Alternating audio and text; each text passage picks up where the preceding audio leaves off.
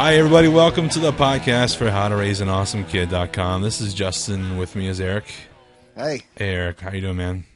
Fantastic. Good, good. And we were just talking right before this. I have absolutely nothing. We don't really have a theme for this episode. Hopefully one emerges, and it's something interesting. Oh, I've got a holly jolly theme for you, Justin. Oh yeah, well, Christmas is coming up, so tell me all about your holly jolly. What are you guys doing for Christmas? What's your plans? You staying there? Are you going to visit family? We're going to visit family eventually, but that's not the fun part. My wife is actually half elf, so she takes Christmas very seriously. I have to start telling her, no, we're not going to listen to Christmas music as far back as October. Wow. She goes Christmas crazy. Ditto. She gets it from her dad. Ditto here. I'm a big Christmas fan, but not as big as my wife. I think we actually watched Love Actually back in October. I think we kicked that off. Is that a Christmas movie? It is. Yeah, it is. Sorry. It's a Christmas movie for girls the way Die Hard is a Christmas movie for guys, Okay. So you see what I'm saying?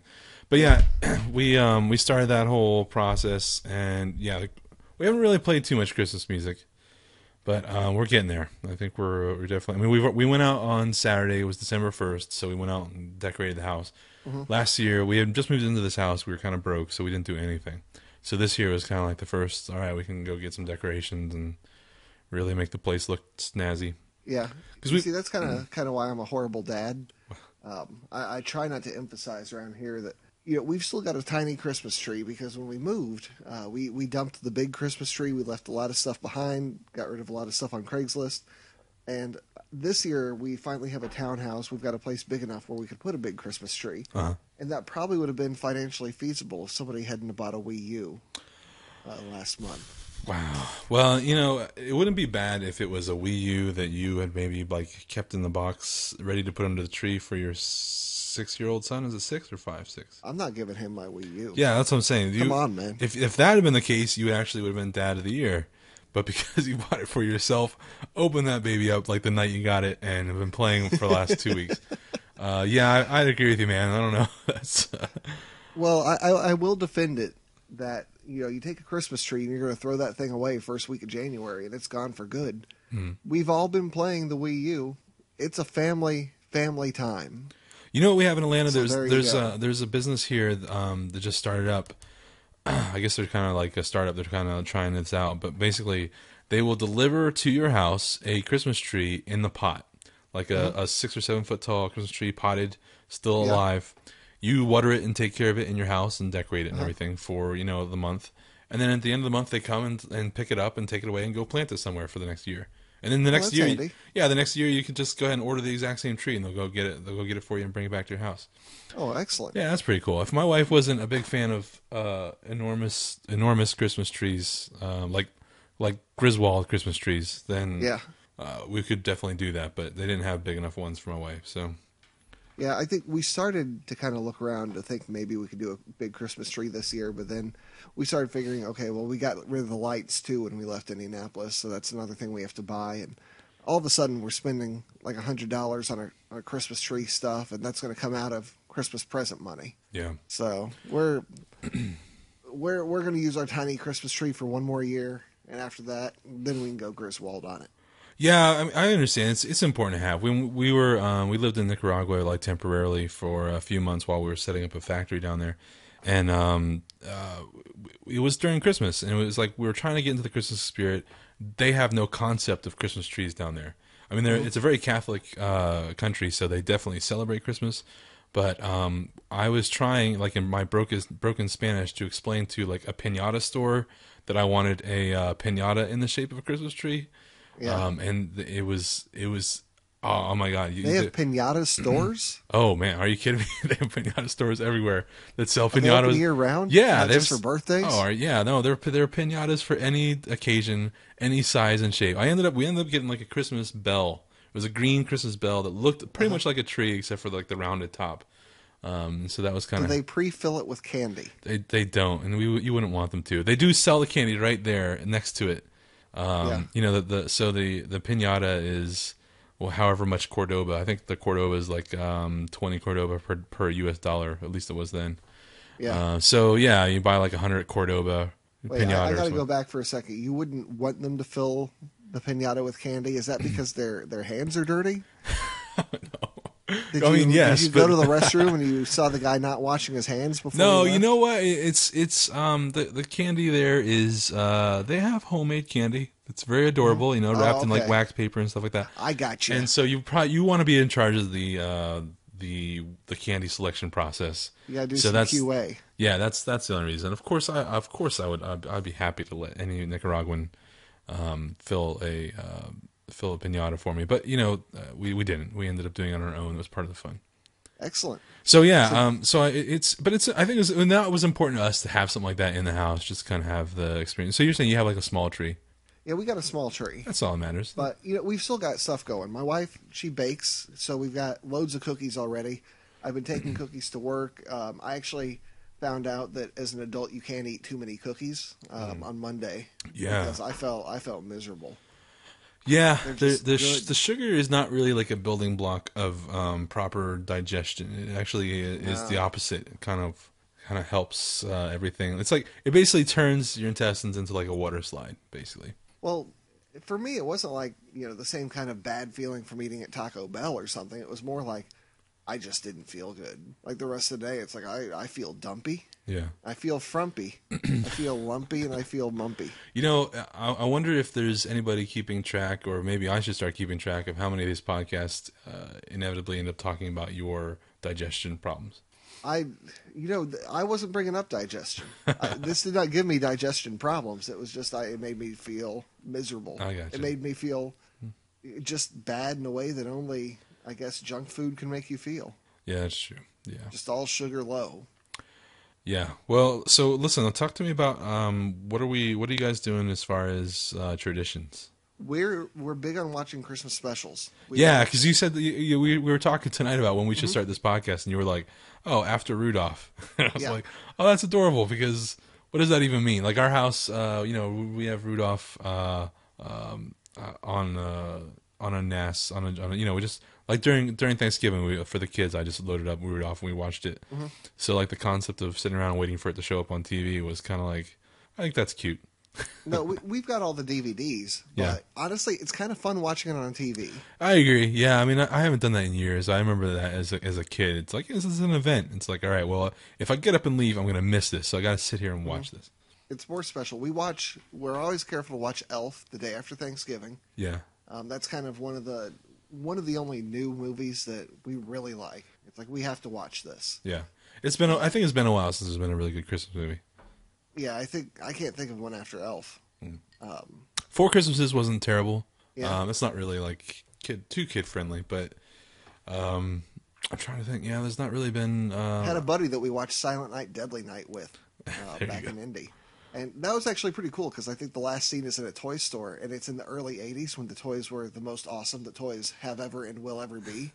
So you're like looking at the shelves, you're like, oh, cool, that's the Jabba the Hutt play set. Yeah, no, that's probably, I don't know. I would. So you say that's a decent one. That's a decent No, Christmas movie. No, not at all. not at all. So getting back to traditions. So I mean, I guess what we did growing up was we had an advent calendar, and it was a big advent. This is. I should say that this advent calendar spoiled me to advent calendars because it was a giant, probably 1 yard by 1 yard thing that had pockets, 25, 24 pockets on it. And every, every morning my mom would put toys in it, each pocket, or not each pocket, but that day's pocket. And decent, I mean, well, dollar store toys, but still like decent kid toys. And I see other kids, they get, I don't know, like, a gobstopper in their little tiny, like 6-inch tall advent calendar. It's very sad what happens to other kids, and I definitely want to like recreate that experience, but they do not sell that advent calendar anywhere on Amazon. I got to figure out where You to have find not been paying attention to advent calendars, my friend. Oh yeah. We've got a Imaginext advent calendar, and Oh yeah. My I've mom seen that. had- They sell like Lego ones. I actually saw Yep. Amazon this year has a Smurf one. Actually, it's a Smurf. Smurf one. Yeah, it's a Smurf Mega Bloks one. Like not the big Wow. Mega Bloks, the little Mega Bloks. Like, Combining an early 80s relic cartoon with an with early a 80s relic. Lego has-been wannabe. Yeah, and it's an advent calendar. So it was one of those things. It was, Amazon has those lightning sales. I came like Yeah. this close because they dropped it from $15 down to $13, and I was like, yeah, Oh, that's a that's a weak drop. that is an amazing deal. I should do this, and I ended up not because it was like, you know what? In the end, we're gonna try to keep the. I think we're gonna try to keep the Legos pure, and we're gonna try to not. We're gonna try to keep them Legos, and we're gonna try to not mix in any of like the weird off brands. Well, if you're a quality control kind of person, I mean, Legos are absolutely amazing. They are, they just are so rare that you get a Lego that's faulty. I mean, that's from a manufacturing perspective, they're a role model. Yeah. It's incredible. Well, and they're pretty tough to mess up too. I mean, it's I saw an article, I think it might have been on Wired today, that was just about how tall you can theoretically build a Lego tower. Just calculated based on how much weight could a Lego support, a little 4x4 Lego block. It could support like 960 pounds. wow. That's why they hurt so much when you step on them, because they're not given. Yeah.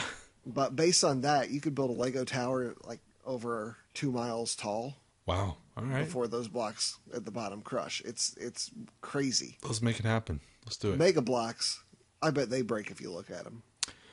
Probably, yeah.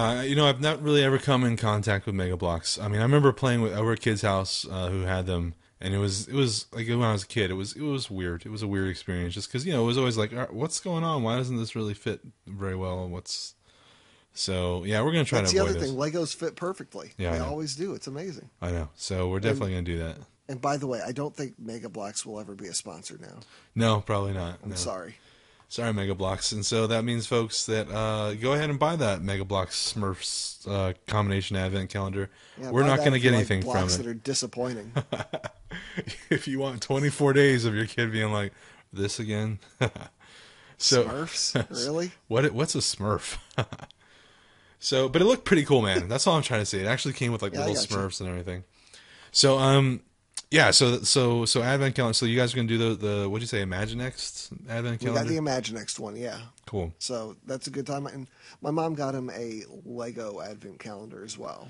Yeah, they have two. Every I think kid they have like needs this. multiple Advent calendars. There you go. Yeah, why not? They have the city one and they have the Star Wars one.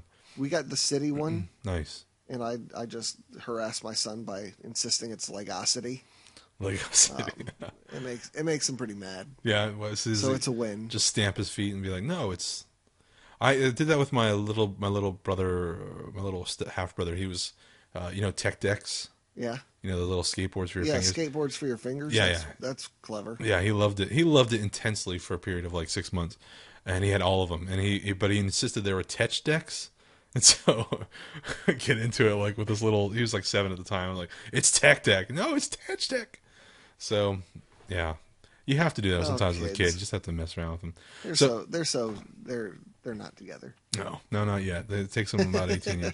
So so that's it for our tradition so far. I think my sister-in-law, their house does Elf on the Shelf, and Oh man, yeah, and they're I pretty. cannot abide Elf on the Shelf. Well, tell me what's the issue with Elf on the Shelf?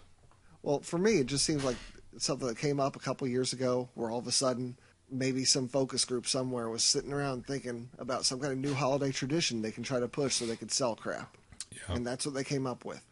Well, I mean, is it like a suite of junk, or is it just literally a little doll and that's the end of it? The doll is all I know. It's you start going to the store and you see all these Elf on the Shelf boxes, and then people start asking, "Are you guys doing Elf on the Shelf?" It's like, no, I'm not doing that junk.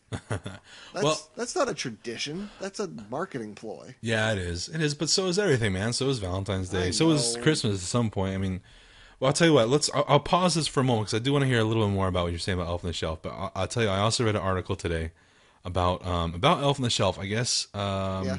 Good Morning America did a segment on it, and the journalist who was explaining Elf on the Shelf to the audience, explained basically that the parents.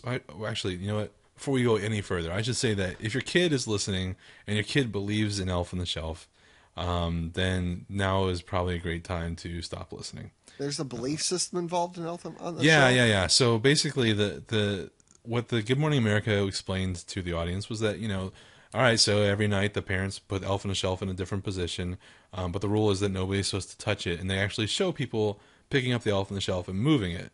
Because I guess the rule is with this thing, and I just got this from this article I read today, is that nobody's supposed to ever touch elf on the shelf. You wake up in the morning and the elf on the shelf is in a different spot. Maybe there's a little present or something that goes along with it. I don't know. So it's in a new spot every morning. You have to, and the kids have to run around and find it. And you can't touch him, but he's keeping an eye on you and making Much sure. like MC Hammer. Yeah, you can't. MC you can't Hammer on touch the him. shelf. I'd buy that. Make it happen, science. So, yeah. So you can't touch him. They can't make it happen, Justin. He's too legit. He's too legit to quit. So so the thing is, you're not supposed to touch him, and while during the day he's sitting there watching you, and I guess reporting back to the North Pole. Maybe he goes back and does it every night or something like that. I don't know. But anyway, so they outlined this in the thing, and there was this huge backlash, I guess, on the Good Morning America's Facebook page or something like that. There was parents who were like, my kid just came running up to me and telling me the elf on the shelf isn't real. Why did you ruin Elf on the Shelf and that type of thing? So it's one of those things. It's like I don't know if I necessarily want to get my kid into this because this sounds like it's stupid. It is stupid. It might be stupid. That's why we ruined it. Yeah, You're teaching your kids to be idiots. Stop it. I don't know. My wife is pretty neutral about it because her sister's doing it, but I don't know. I don't necessarily think I'd put the foot down and say no, we can't do this at all. But man, it just doesn't sound like a great thing. Like it's already enough to juggle the whole Santa Claus mythology. My wife and I are generally on the same page with stuff like that. So there's not really a discussion. What is your approach? Does Julian believe? Is Julian 5 or 6, man? I'm going to ask this for the 9 out of 10. Okay, so does he believe, or is he is he kind of never really got into that? He's getting the Santa Claus thing, and he believes in Santa Claus. Okay, all right. So what's the end game on that? He thinks he's going to stay up and catch Santa this Christmas, and we have to explain no. He only shows up when everybody's asleep. Except the dog, because the dog's weird. I bet you, Google around for that. I bet you there's some pretty good stories about how to do that, like how to, like fake a Santa visit or something like that. Like kind of like a Bigfoot type of thing. Like put some Santa footprints or something like that. That just kind of, I don't know. You make some CSI evidence, like, oh look, Santa was here. So this is decidedly a not kid safe podcast, and. Honestly, I mean, you don't have to fake Santa Claus. I mean, the presents are there. What else? He shows up. Yeah. He eats the cookies. Yeah, that's very true. I know, but what I'm saying is that when you have a kid who's like that invested in trying to catch him, then maybe it deserves a little bit of fun as far as making it a little more real. Make some big muddy boot prints on the carpet. There you go. Exactly. Thanks, Santa. Put some boot prints on the couch. But then I'd be blaming Santa for dirty boot prints. Yeah. One of the Christmas songs, it's like I think there's only 7 of them, and one of the radio stations in our town, just like every town, is doing nothing but playing Christmas music. Yeah. And they were playing I Saw Mommy Kissing Santa Claus, except it was being sang by some lady who sounded like she was probably in her early 40s. Mm. And at that point, if you see Mommy kissing Santa Claus, who are you? Get your own place, first of all. Get out of the house. Say, hey, Lady Gaga, enough about this. We don't care about your mom kissing Santa Claus. This is disgusting.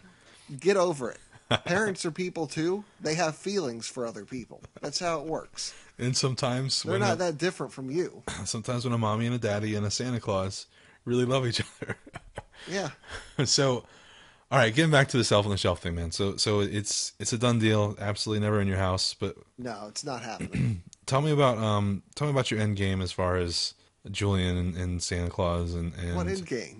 Like the moment when he, it all comes reality gosh. all comes crashing down around him. He becomes an emotional wreck. It's basically the first falsehood his parents have foisted upon him. Only if it's a falsehood. That's true. So you tell him basically I still believe, so it's okay. Heck yeah, I'm down with the Santa. All right, me too, man. All right. I'm with you. All right, so what else? What else we got? All right, so specials. We talked about those a little bit. Oh yeah. What are you watching? What are your big Christmas shows? I got let's see. Of course you like the Rudolph one, and I'm a big fan. I'm a huge fan of the Grinch cartoon. Yeah.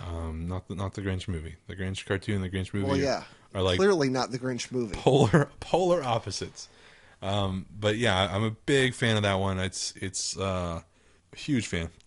Can't really overstate it. And then Oh yeah, I like that's your gig, it the is. Grinch. That's your big one. That's my jam. Yeah, and then there's what's the other one? Frosty. That's a great one. The old I Frosty hate character. Frosty. Really? I haven't watched it in You a know, while, so I can't really tell you if I love it or not. But as a kid, I really liked it, but watching it as an adult, I mean, I'm just watching. I'm like, this is really terrible. I mean, this is awful, yeah, irredeemably awful. what's terrible about it? Is it just not? The animation is bad. The voices are bad. They kind of cram this bad guy into it, and they're making an awful lot out of a dippy little Christmas song.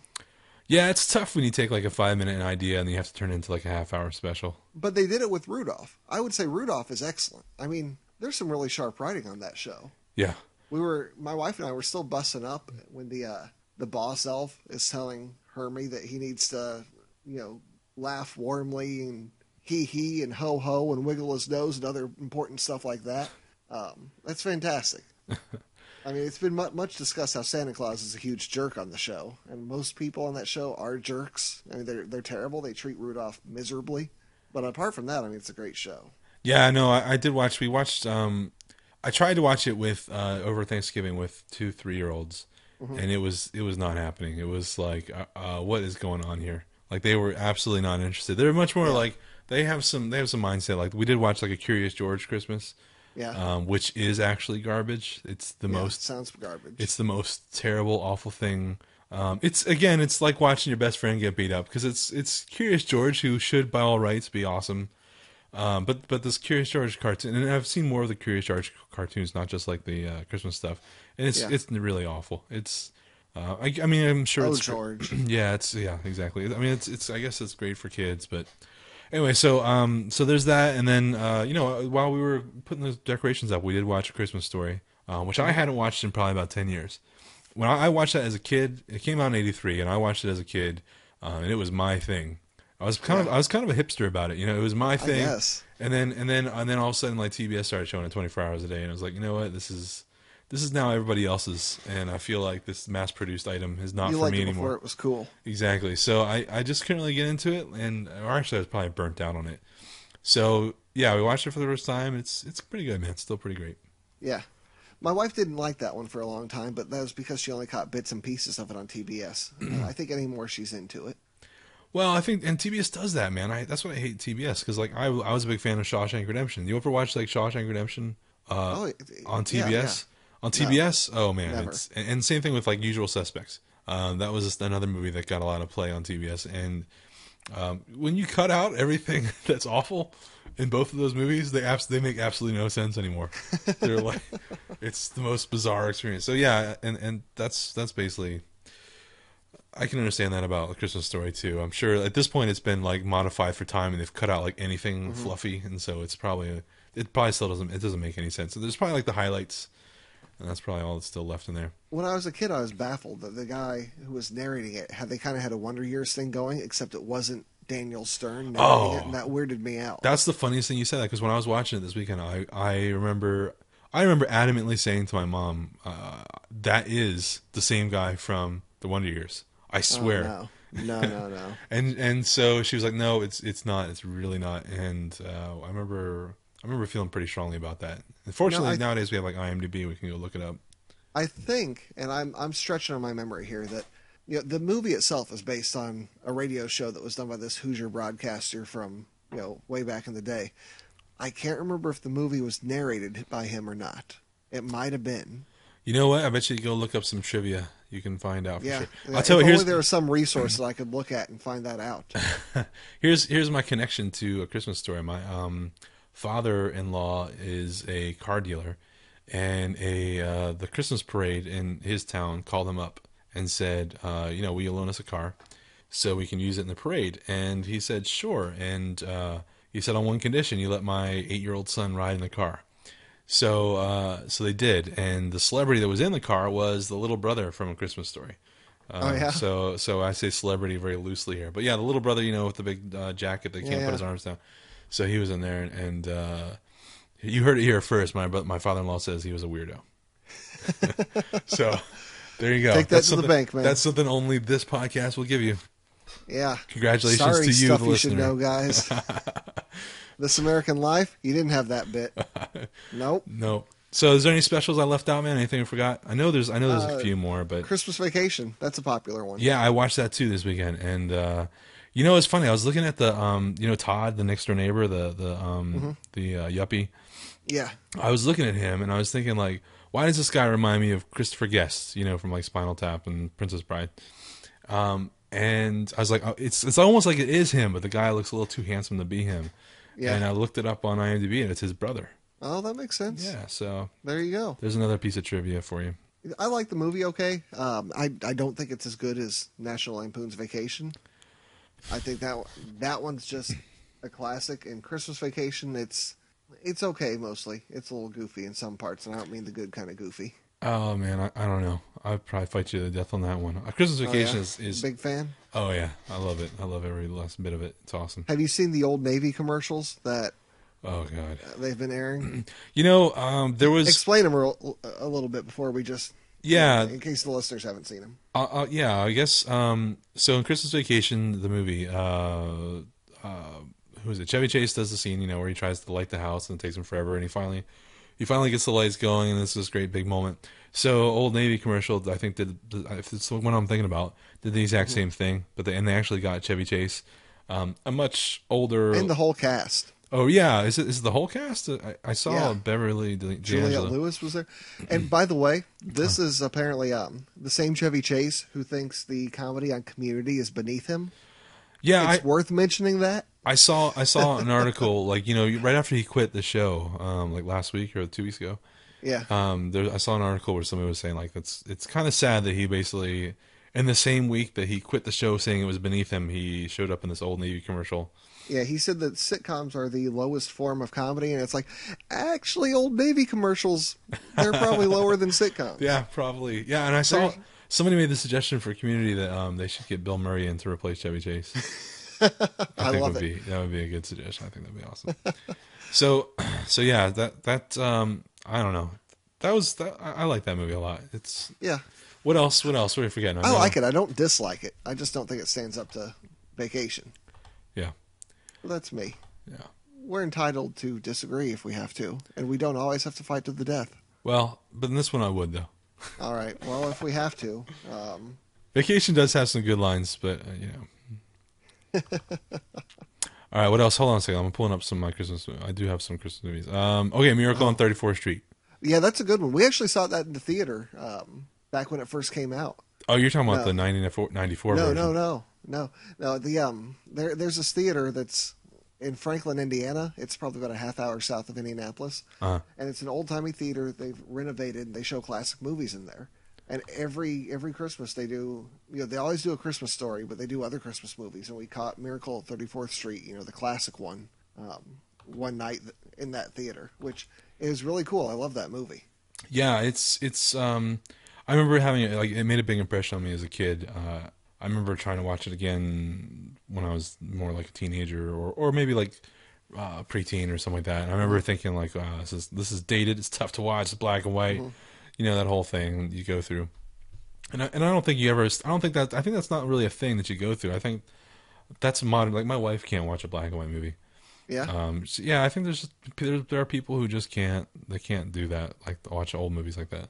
I think maybe it depends what you're there for and what your expectations are. I thought that movie was a lot more boring when I was younger, but older, when I guess I have a bit more of the attention span and the patience with the movie, and I kind of know what it's like going into it, I'm okay with it.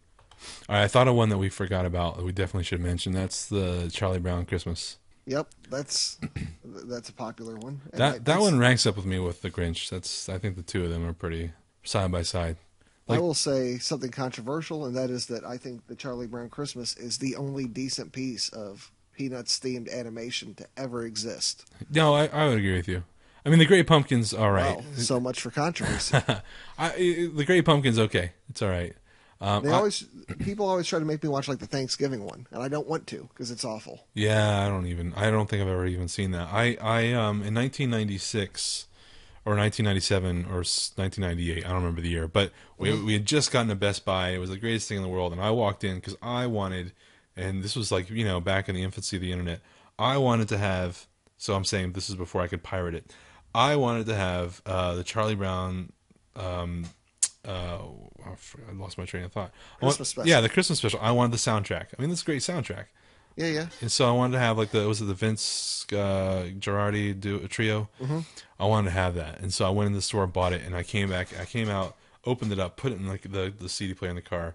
It was a compilation of all the Charlie Brown holiday. Uh-oh. Yeah, so I think from that moment on, it was like, you know what, this is I'm never. That's it. I'm not gonna have anything to do with anything other than the Christmas Charlie Brown thing. The rest of these are junk. I don't want to listen to any of this stuff. I don't want to see any of them. I'm done. So I'm with you on that. Am I allowed to digress on a different CD take-home surprise story real quick? Sure, sure. I was hoping that you were going in this direction with your story, but it didn't work out that way. When I was a teenager, I was into like the grunge bands and stuff, just like everybody was then. Yeah. And Nirvana had that first album that nobody had, Bleach, and then they re-released it. So I saw it at the record store, and I'm like, oh my gosh, I need to get this. So I bought it, and I took it home, unwrapped it, and it's like some kind of mariachi music. And I probably listened to like 4 or 5 tracks. Like, Like, wow, they really evolved. Is this their thing? I mean, is this a joke? But it wasn't. It was a different, the wrong CD printed with all the right label. So that's all. I know So it what did you wasn't do?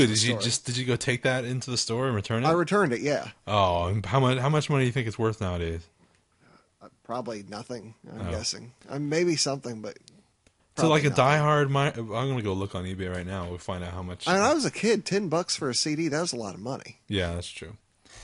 Yeah, you don't have like the foresight to just set that one aside for when eventually it's worth something. I don't know. Probably you're probably right. It's probably not worth anything. It's a CD, right? It's a CD. I'll have to look it up on eBay. I don't think CDs But- really appreciate even if they're misprints. Yeah, sorry about that. We'll pull back into Charlie Brown. No. I'm done with Charlie Brown. Okay, so a couple more. How about the Santa Claus? Did you ever get into Santa Claus? No. The Tim, what's his name? Tim Allen. Tim Allen, yeah. Tim Snow Nose Allen. Oh, jeez. Yeah, well, I mean, who better to play Santa Claus, right? Yeah. No, he, I would like. It was all right. I would show my kids. What was it? Something about Christmas with the Cranks. What was that? Why do you and that rings a bell? Like something about you were talking about how you wanted to go watch it. And I'm talking about a conversation you and I had 7 years ago. You have to be mistaken, right? No, that sounds like you, man. I guess it does. There's nobody else that just randomly talks to me like in the middle of the day and just says, "I want to go see this horrible movie." Actually, no, I have a few friends like that. But yeah, I mean, I feel special. Christmas with the Cranks is it's a Christmas movie. Yeah. What else? We saw Fred Claus a few years ago. Oh My yeah, wife how has was that? kind of a crush on Vince Vaughn. It was terrible. We never watched it again. It was one of those. It just seemed too cynical. But at the end of the day, How about the Polar Express? man, those guys look creepy, don't they? Yeah. And I could never really find any affection for the book. Yeah. I think that the book is on my list of something to get eventually, but It's one of those books that you buy because you need to have it, but you never really read it. I feel like and this might be controversial. I feel like the Polar Express and that whole everything that was surrounding that is pretty much like Elf on the Shelf to me. Like it's kind of like this. Yeah? Like I don't know. That's like manufactured. I'm not entirely sure that it deserved all the Creatively praise. corrupt. Yeah, I'm not sure if it deserved everything that it had coming to it. But I don't know. One thing as your son gets older, you'll realize that some books are a lot harder to read than others, and you'll learn to hate those books for it. Yeah. There's a Christmas book that I just had to read to my son this week about some girl who writes letters to Santa Claus, and Santa Claus sends her return letters, and each one of these return letters is in the book in a little envelope, and you open the envelope and take out the letter and read it. Sounds cool. What's it In called? concept, until you have to do it. I don't know. Crazy Girl and the Christmas Letters. I can't remember. All right. Adding that to my Amazon wish list Yeah, right now. write that down. But when we were reading it, Julie and I was doing some improvisation with the letters a little bit. Yeah. You open it up and it's like 500 words, and you're like, you know what? Dear Susie, you were great this week. Keep it up. Good work. Love, Santa. I could have taken that tack, but I didn't. I think one of them was from Mrs. Claus telling this crazy girl to leave her man alone. Wow. Really? And Yeah. I have to get this book. What is, you got to tell me what this is called. This is awesome. Well, I was making this up. Oh, okay. Oh, okay. Yeah. Sorry. It's all in my head. Well, then now we should make that book. And another letter was, this was the fun one. I had to come up with the names of like 4 elf attorneys who are writing up a notice of a restraining order. Oh, man. And if you've ever had to come up with names of Christmas elf attorneys, that was fun. Well, yeah, that sounds like a fun game. All right, so Yeah. yeah, I haven't really gotten into Christmas books yet, but I'm sure that's on the way. Yeah, some kids' books are downright terrible, and you'll root them out. Yeah, yeah, I think we'll hopefully, and that's something that's going to go on the site sooner or later. I actually have a list of kid books that I want to get, and that's I'm still kind of building that collection. The Giving Tree. The Giving Tree. Get your tear ducts ready, buddy, because you're gonna sob like a little girl. Yeah, I have. I think I have that one. I think that was one of my wife's favorites, so I think we had to get that one pretty early on. Oh man, it may be your favorite to be read to, but now that there's an actual kid involved, it's going to murder you when you read it. Seriously, it is going to take you out back with a knife and just keep stabbing you until the tears cover your face. Yeah, I'm looking forward to it, man. I already kind of feel that way about some of these books. I mean, I started reading him while he was in the womb, and that was kind of emotional. So That's weird. yeah, it is weird. It is weird. It is weird. It was one of those things like I want to read to this kid every single day, every all the time. Up until he started chewing on the books, and then it was like, you know what? Maybe we'll just take a break until he gets through this chewing thing. Yeah. So Then it started cutting into my Fallout 3 playtime. I was like, sorry, kid. You're on your own. all right, man. Well, that's all I had for you. That's all I got. Yeah, that's all we got. Cool. All right. So you out there listening, give us just you. You. You. It's gonna be it's actually kind of creepy, isn't it? Because it's only you. We're pointing. There's nobody else You. that's listening. It's just you. So if you're listening, and you have fingers and you have a computer, if these are all, I'm just basically There's so many important words. It's like a Venn diagram of people who have fingers, people who are listening, and people who have a computer. And if you're in that little center triangle, send us an email. It's at podcast@howtoraiseanawesomekid.com. And just send us an email and let us know that you're alive or that we're alive, that this is going somewhere that people can hear. And it's not all a fiction. That's right. And if Our realities. if you are our kids who are listening to this 15, 20 years from now, just send us an email anyway. We haven't heard from you in a while. What's going on? Tell us how your girlfriend is. That type of thing. Yeah, talk to us for once. Yeah, I know. Once in your life. We raised cared a you. lot about you. You can at least say hello every now and then. We raised Not you just come and over to get laundry done. exactly. We've probably forgiven you for that thing. So just call us. Just email us. Whatever. Yeah, we did that thing too. We probably did. Really. All right, Eric. That's all. I'll talk to you later, man. See you later.